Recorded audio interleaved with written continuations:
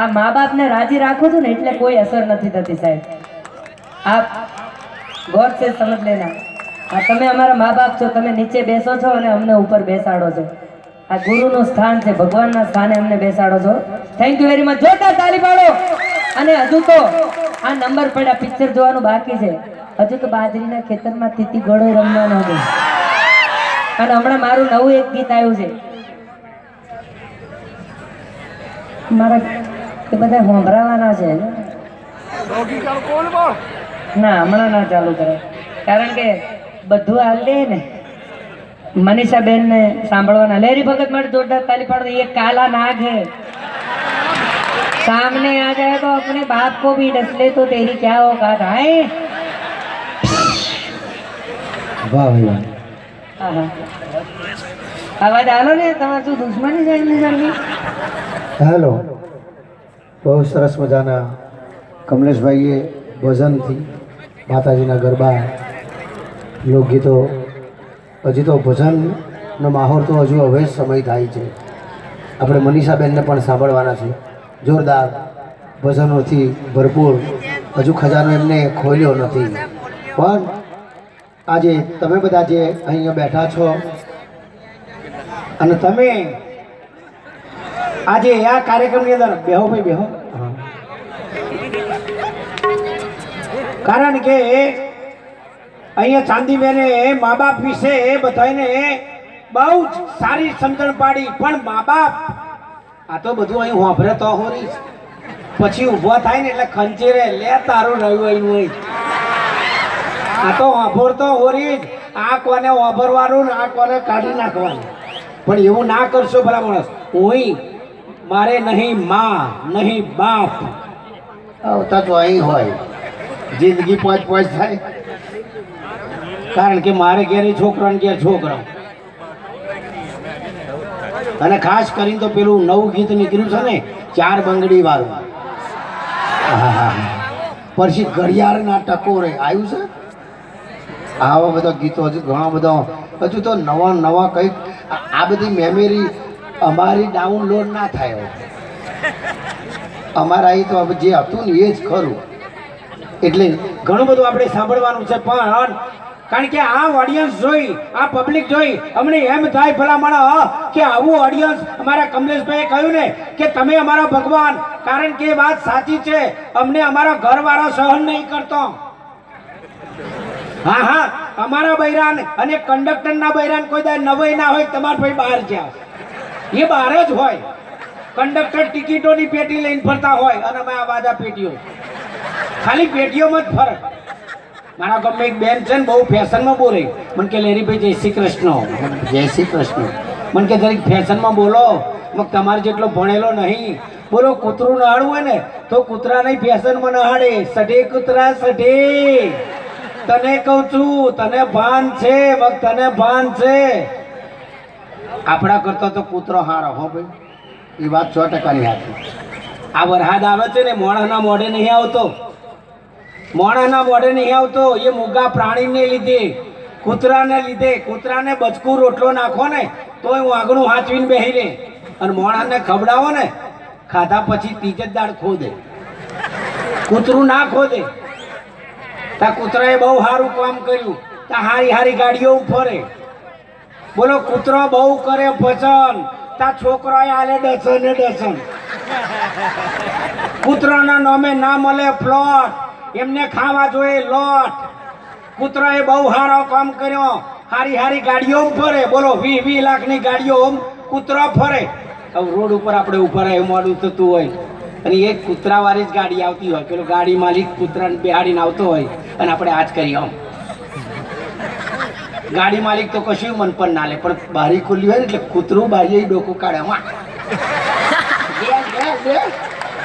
ત્યાં તો બચકું રોટલો નથી નાખતી. એટલે ખરેખર આપણા કરતા તો કૂતરો હારો. એ બેને એવડો મોટો ચોલ્લો કરેલો અને કપાળમાં એવી પોથી પૂરેલી, એને અમે શેથો કહે. જેનો શેથો સીધો એનો ધણી સીધો. અત્યારે તો બેનો વાંકા ચૂકી શેથા કરવા મળ્યા હતા. ધણી ફાવે પા.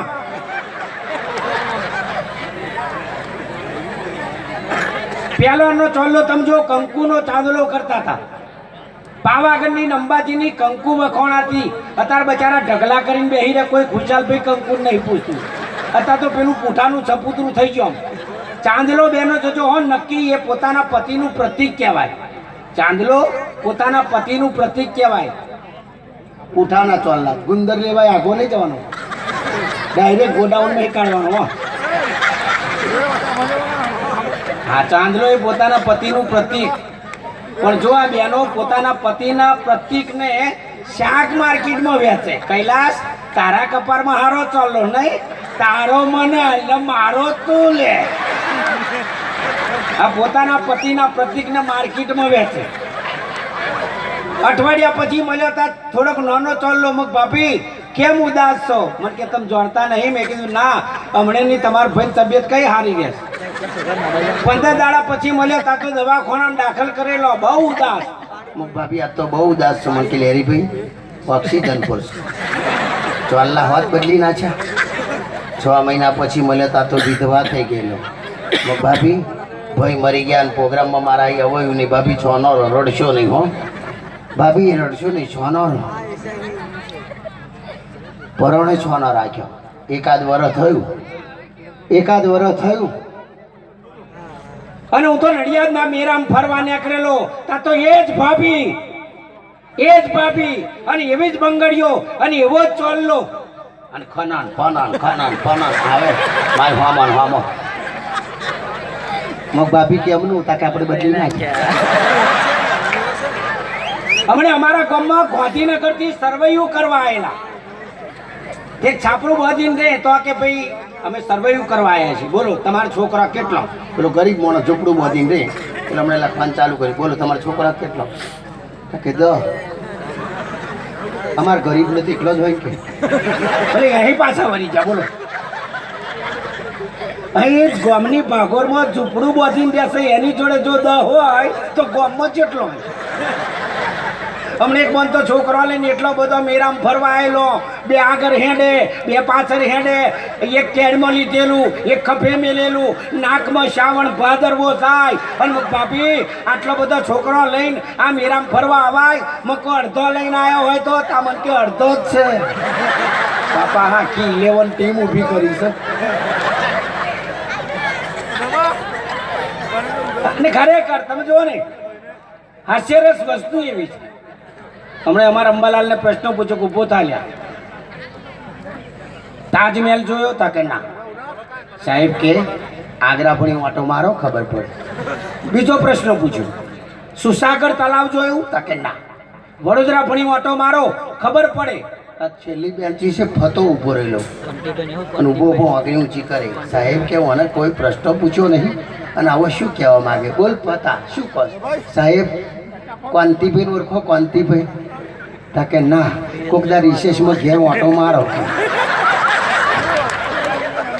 એટલે હાસ્યરસ વસ્તુ એવી પેલા ગમે તોથી મને બૈરું એવું મળ્યું છે ને, મને કોઈ દેતું નતું ને એને કોઈ લેતું નથી. આય ભાઈ હરખા ને આપણે બે હરખા. મારી ઘરવાળી છે ને એકદમ બ્લેક એન્ડ વ્હાઈટ ટીવી હતું ને 78ની સાલનું. જો કે આ તો લગભગ 85નું મોડલ છે. મારી જોડ જે છે ને એ 85નું મોડલ, પણ બ્લેક એન્ડ વ્હાઈટ જ મળેલું. હવે જો લગ્ન કર્યું હોત તો કલર મળો, કારણ કે હવે બધે કલર થઈ જ જશે.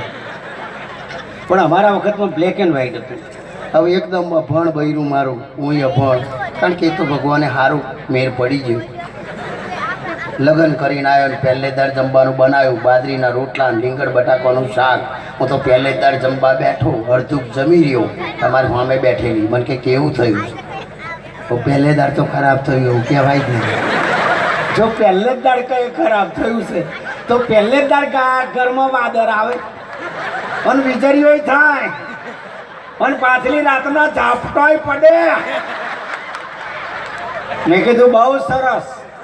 મને તો બીજેદાર રીંગણના બટાકા, ત્રીજેદાર રીંગણના બટાકા, ચોથેદાર રીંગણના બટાકા, પાંચમેદાર રીંગણના બટાકા. ઓ બાપા હું આમ કહેતો 10 દાડા લાગીને રીંગણના બટાકા, 11મે દાડે અકરાયો. મેં કીધું લારી માં શાક. મને કે 10 દાડા લાગીને ખાધું ને તારું ગોખરે આડું થયું. સારું ખાવું હોય જાતે લઈ આવો, બહુ ફાડ નહીં કરવાનું મારી જોડે. અને એ વાત સાચી છે. બધા એમ ઊંચો પર આમ હાથ રાખીને કે હું મર્દ મારું બધે ચાલે ઘેર ના ચાલે કશું ને બકરી ડબ્બામ હા ભલ ભલા ઘેર બકરી ડબ્બામાં જ કોઈનું ના ચાલે અરે હમણાં તો એક જણો શું કે મારું શું ના ચાલે હેડ માર ઘેર એમ તો ફરિયા મુકારાન કરતો આવ્યો હા એ આટલી બધી લાઈટો કોણે ચાલુ કરી છે આ પંખા કોણે ચાલુ કરી છે તો રહોડાની બારી ખોલી અને વેલણ લઈને હાથમાં આવી એ શું છે મેં કર્યું કશું વાંધો નહીં પેલું પંખું ચાલુ પડી ગયો ને ટાઢો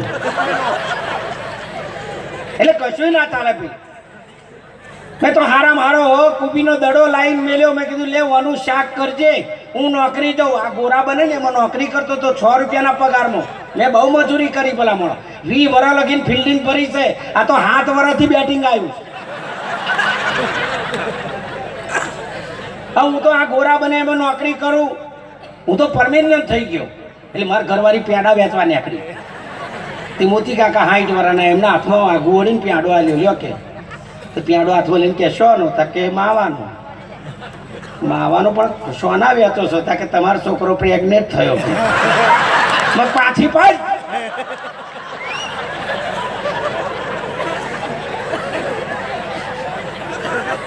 હું તો હજુ નોકરી આવ્યો હાથ પગ ધોઈને જમવા બેઠો ત્યાં મોઢા આગળ રીંગણના બટાકા હું તો વધારે ખેંચાયો મેં ખારા મારો કુપીનો દડો લાવ્યો તો આખરે તે તારા મોઢા જેવું કર્યું મને કે બહુ પાડ ના કરશો આખો દડો ફોલી નાખ્યો પણ પછી કશું નીકળ્યું નહીં તાર આખરે આ મેલ્યું અમાર તો ટીપામ ટીપ એ ઘરમાં રહે વણસીના ઘા કરે હું બાયણે રહે ધોકાણાના ઘા કરું આ સીન મારા હારા જોઈ ગયા મને કે ફોન છે લાખ રૂપિયાની મારી છોડી હોપી મેં અડધા લાખમાં લઈ દેવીશ તો કહાર થઈ જશ પરણે સમાધાન થયું પછી એક દાડો 2 દાડા અમાર તો બહુ સારું ચાલે હો બહુ જ સારું મને કહેવાના જાય નહીં મને પૂછાવાના કંઈ કરે નહીં અત્યારે તો બોનો શબ્દ મસ્ત નહીં લાવે એમના ઘરવાળા ના આવવા દેતા હોય ત્યાં શું કે જવા દો આજ કમલેશ બારોટનો પ્રોગ્રામ છે ના કહ્યું ને નહીં જવાનું તો પેલી બોન હવે રહીને વજન મિલે કેવું વજન મિલે પણ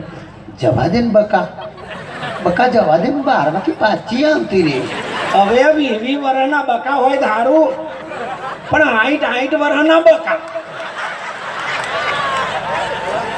હવે મને બકા કરે એકાદ વર્ષ અમાર તો બહુ સારું ચાલ્યું પછી એને તો મને કે હોભરો છો હું મારા પિયર રહેવા જવાની 1 મહિનો હવામ જાન હોજે આવતી રહે ના 1 મહિનો રહેવાની ઠેલાન ઠેલીઓ લઈને ઓણે તૈયારી કરી અમારા ગામમાં વડોદરાથી મેરાવથી વડોદરા બસ ઉપડે હું તો બસ સ્ટેન્ડે મેળવા આવેલો જોજો એ બસમાં બેઠેલી બસ ઉપડવાની થોડીક વાર હતી અને હું નીચે ઊભો રહેલો એ બારીએ બેઠેલી નીચે ઊભો એને કાલાવાલા કરું જેમ બને એમ વહેલી આવતી રહે હું નીચે ઊભો રડું તો મારી જોડે બીજો રડે એટલે મેં કીધું મારી તો આ બસમાં જાય છે એટલે રડો તું ચમ રડો તા કે આવતી બસમાં મારી આવે છે એટલે ખરેખર આપણે ઘણી બધી ખાલી ટ્રેલર બતાવ્યું છે પિક્ચર જોવાનું અમે બાકી રાખીએ છીએ પણ આપણે જેની રાહ જોઈએ છે ગુજરાતની અંદર જ્યારે મોદી સાહેબ મુખ્યમંત્રી હતા ત્યારે આ દીકરીને કોલેજ ભણતી હતી અને એ વખતમાં એવોર્ડ આપેલો એવી દીકરી એક વસાવા કુટુંબને જો ઝળહળતું રાખ્યું હોય એવી દીકરી આપણી સમક્ષ મનીષાબેન વસાવા આવે છે જોરદાર તાળીના ગડગડાટથી બતાવી લઈએ